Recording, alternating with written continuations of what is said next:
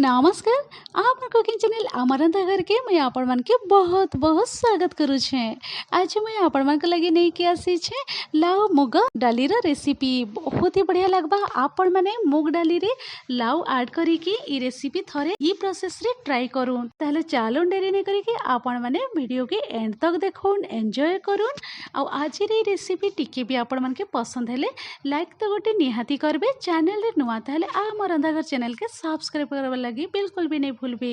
तो चालून लाओ मुगा डाली बनाबर प्रोसेस के आरंभ करमा। तो इने मुई का काଣା नहीं छे आपण मन के देखै दउ छे। आ इने गुटे गिनारे नहीं जाई छे मुग दाल आ भल करे मुई धोई देइथिली। धोई सारला परे मुई एंता 15 मिनिट पाखापाखी पैन रे एंता भिजै की रखी देइ छे। आ फुली जाई छे टिके देखि पारुथिबे आपण माने। आ ई प्लेट रे नहीं जाई छे लाउ लाउ के भल करी धोई देइथिली। धोई सारला परे तार चुपा बाहर करी की ताके एंता ग्रेट करी की मुई नहीं जाई छे। आपण माने भी ई रेसिपी लगी लाउ के एंता ग्रेट करी के आपण माने यूज करबे देखबे बहुत ही बढ़िया लगबा खाइबा लगी। तो चलो ई सब के मुई साइड करी की रखी दउ छे। एबे आमे जिमा रांधबार प्रोसेस के आरंभ करमा। तो इने मुई गैस सेट के पले आसी छे। आ कढ़ाई रे मुई 2 ରୁ 3 गिलास पाखापाखी पाएन मुई एंता गरम हेबार लगी रखी देइथिली। फ्लेम के रखी देइ छे मीडियम फ्लेम रे। आ पाएन हल्का रे गरम हो जाई छे। तो चलो इने मुई ऐड करी दउ छे मुग दाल। दाल के आमे ऐड करी सारला परे इने मुई स्वाद अनुसार आमे टिके नून ऐड करी दमा। दरकार पड़ले आमे परे भी नून यूज करी पारमा। तापरे इने मुई 1/4 टीस्पून हल्दी पाउडर ऐड करी दउ छे। नून और हल्दी पाउडर ऐड करी सारला परे आमे भल करी मिसई दमा। मिसई दे सारला परे आमे मीडियम फ्लेम रे रखी की बॉयल आवर लगी छाड़ी दमा 3 मिनिट पाखापाखी। आउ इने मुई आपण मन के देखै दउ छे 2 ରୁ 3 मिनिट पाखापाखी हो जाई छे। आउ हाफ रे कुक हो जाई छे मुग दाल। तो चलो ई पॉइंट रे मुई ऐड करी दउ छे ग्रेट करी के रखी थिली से लाउ के ऐड करी दमा। सब लाउ के ऐड करी सारला परे भल करे आउ थरे आमे मिक्स करी दमा। मिसई दे सारला परे आमे मीडियम फ्लेम रे फिर थरे आमे फुटबार लगी छाड़ी दमा। आ भल करी पूरा कुक हेबार तक आमे छाड़ी दमा। तो देखि पारुथिबे इने मुई पूरा कुक हेबार लगी छाड़ी दउ छे 5 मिनिट पाखापाखी। 4 ରୁ 5 मिनिट पाखापाखी हो जाई छे। बहुत भल भाव रे कुक हो जाई छे। तो चलो ई पॉइंट रे मुई टमाटो कटा ऐड करी दउ छे। छोट साइज रे गुटे टमाटो के एंता स्लाइस रे मुई काटी की नहीं जाइथिले से टमाटो कटा के इने ऐड करी दउ छे।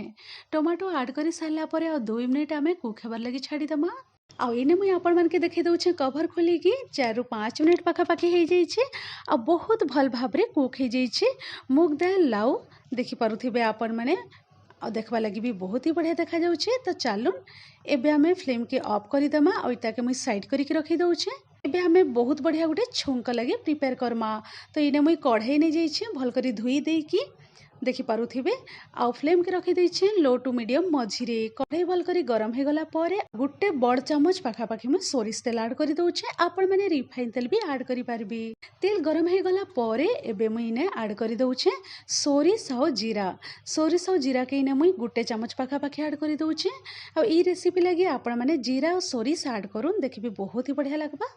जीरा सोरिष फुटी आसला परे आमे इने तेजपत्तर ऐड करी दमा। दुईटा इने छोट साइज रो तेजपत्तर मुई ऐड करी दउ छे। तेजपत्तर ऐड करी सारला परे इने मुई प्लेट रे नहीं जाई छे कांकणा आपण मन के देखि दउ छे। लंका नहीं जाई छे आ ग्रीन चिली इने भल करी मुई मझिरु टिके चीरी की यूज करू छे। आपण माने भी लंका के एंता टिके चीरी की यूज करबे। तापरे इने नहीं जाई छे रसुन के एंता स्लाइस रे काटी की नहीं जाई छे। प्याज के भी छोट एंता स्लाइस रे काटी की नहीं जाई छे। तो चलो ई सब जिनिस के मुई ऐड करी दउ छे। आउ आमे गुटे मिनिट पाखापाखी भाजी दमा लो टू मीडियम मझिरे रखी की फ्लेम के। तो इने आपण माने देखि की जानी पारुथिबे आ छुंक लगी रेडी हे गला न। पियाज रसुन कंचा लंका भल करी भाजी हे आसला न। तो ई पॉइंट रे मुई ऐड करी दउ छे कसूरी मेथी। कसूरी मेथी आपण माने ई रेसिपी लगी ऐड करूँ देखिबे बहुत ही बढ़िया बास्ना आएबा आ खाइबा लगी भी बहुत ही बढ़िया लगबा।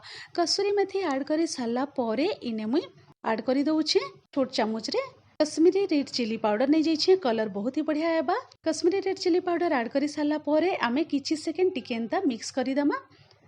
तो रेडी हो जाई छे छुंक। तो चलो एबे आमे लाउ आउ डाली के इने ऐड करी दमा। सब लाउ डाली के ऐड करी देइ छे। भल करी आमे मिसई दमा। मिसई दे सारला परे 1 ରୁ 2 मिनिट आमे फुटबार लगी टिके छाड़ी दमा। इने देखि पारुथिबे फ्लेम के मुई ऑफ कर देछि गुटे रु 2 मिनिट फुटी आसलान अब रेडी हो जाइए बहुत ही इजी प्रोसेस रे सुआदिया लाउ मुग डाली रो ए रेसिपी आपण मन के आशा करूछे रेसिपी निहाती भाव में पसंद आइथिबा टिके भी रेसिपी आपण मन के पसंद आइथिले लाइक गुटे निहाती करबे चैनल रे नुआ ताहेले हमर रंधाघर चैनल के सब्सक्राइब करबा लगी बिल्कुल भी नहीं भूलबे। Thanks for watching bye bye take care.